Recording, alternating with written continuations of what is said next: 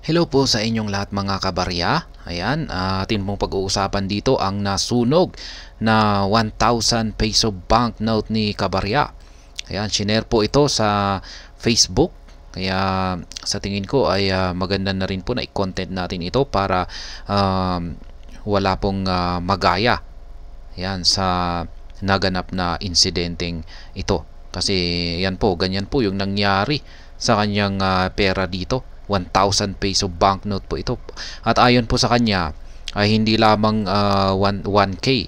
Nasa 2K po yung nasunog. Yung isa ay talagang sunog na at hindi mo na talaga makikilala.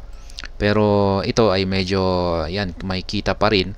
Kitang-kita pa rin pero yan lukot-lukot na dahil isa po itong polymer material po yung ginamit rito, kaya para siyang plastic. Kung pag nasunog ay ganyan po yung magiging itsura nito, magiging lukot-lukot, para kang nagsunog ng plastic, kaya ganyan ang kanyang itsura.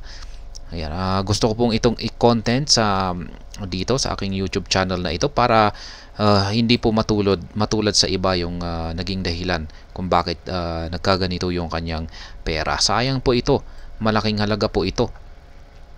Ayan, kung pag 2,000 yan ay marami kang mabibili yan. Marami ka pong mabibili sa grocery store na mga items. Kaya ayan po, sayang. Hindi na po ito pwedeng gamitin, pero sa tingin ko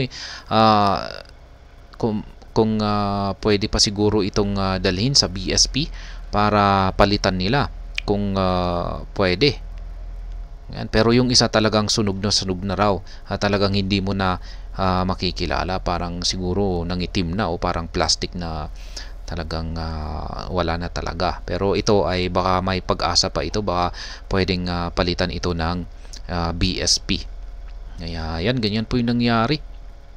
Halos parang napakabilis. Yung ginawa raw po kasi rito ay meron siyang 2K na ganito polymer banknote na tig 1,000 pesos na polymer banknote na ganito. Tapos linagay niya sa kanyang cellphone. Yan, medyo malaki yung kasing sukat siguro yung kanyang cellphone ay kasing sukat siguro ng yan ganito 1,000 peso banknote. Ayan, linagay niya siguro sa kanyang cellphone para hindi ito matupi. Kasi maganda po talaga ang pera natin na 1,000 polymer banknote na ito. Maganda po talaga. At hindi po maganda kung pag natutupi. Kaya yan nga yung advice na rin ng BSP na wag nating tupiin kasi masisira. Madaling masira kung pag natutupi yung mga polymer banknotes.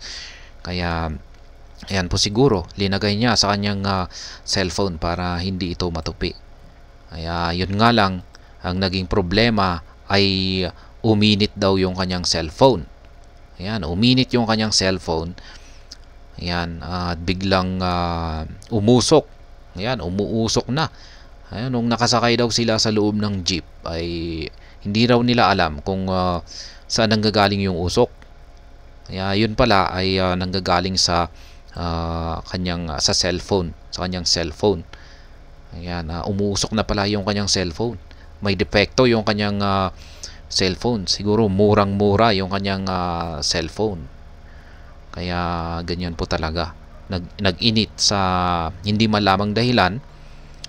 Kaya yung linagay niyang 2K, yan, tigwa 1,000 na ganito polymer banknote ay madaling nasunog, nainitan lamang siya, hindi siya nasunog, parang nainitan.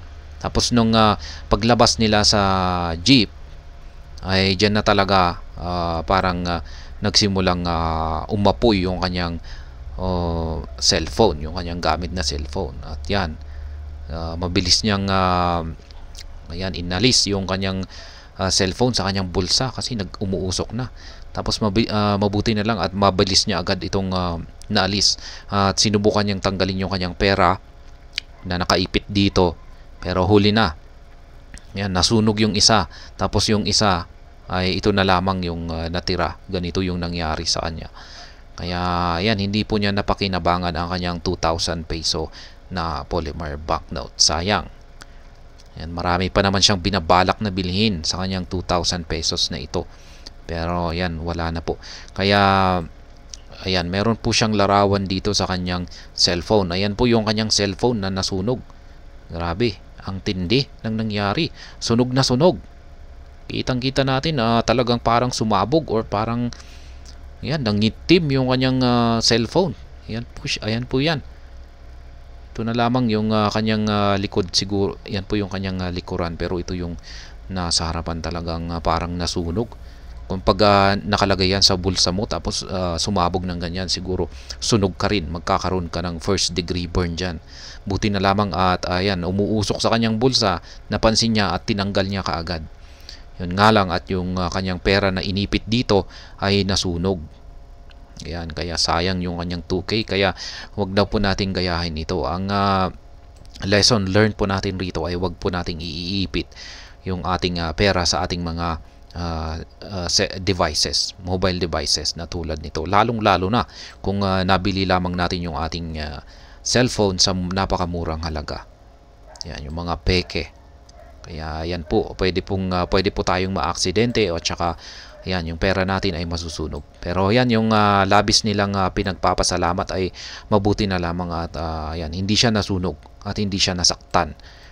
Kaya yan po talaga, syempre doble yan. Kung pag sumabog yan sa kanyang bulsa at nasunog siya, at syempre nawalan pa siya ng 2K, gagastos pa siya sa hospital ng pagpapagamot. Kanyang pagpapagamot. Kaya yan. Yan po yung nangyari rito at ayan, shinare po niya ito para mabigyan na rin ng babala yung iba na mahilig mag-ipit dyan ng kanilang pera sa kanilang mga cellphone. Kasi marami na rin po akong nakikita na gumagawa niyan. Iniipit po nila yung kanilang pera sa kanilang mga cellphone devices. Dyan po nila linalagay yung kanilang pera. Ayan, at hindi ko alam kung ano ang dahilan kung bakit. Pero ayan, marami po akong nakikita na gumagawa ng ganyan. Ayan, lalong-lalo na yung mga polymer banknote. Siguro kung pag hindi polymer banknote ay hindi po siguro ganito ang mangyayari rito. Ayan, pero sunog na rin yan kung pag talagang yung cellphone ay talagang sumabog na kagaya ng nangyari dito kay Kabarya rito. Kaya yan yung nangyari sa kanyang 2K. Yan, nais ko lamang pong ibahagi sa lahat para ayan, may matutunan po tayo rito at wag po nating gagayahin nung nangyari sa kanya. At ayun, hanggang dito na lamang po tayo sa video na ito. Sana po ay inyong nagustuhan ang aking paliwanag dito. Kung inyo po itong nagustuhan ay pakiclick lamang po ang like button nito. Para naman po sa mga bago lamang dito, kayo po ay aking inaanyayahan para mag-subscribe. Pakiclick na rin po ang bell icon nito dahil ito po ang siyang magsisilbing notification nito sa mga bagong videos na akin pong ina-upload sa aking YouTube channel na ito. Marami pong salamat sa panonood. Ingat po tayo lagi at God bless po sa ating lahat.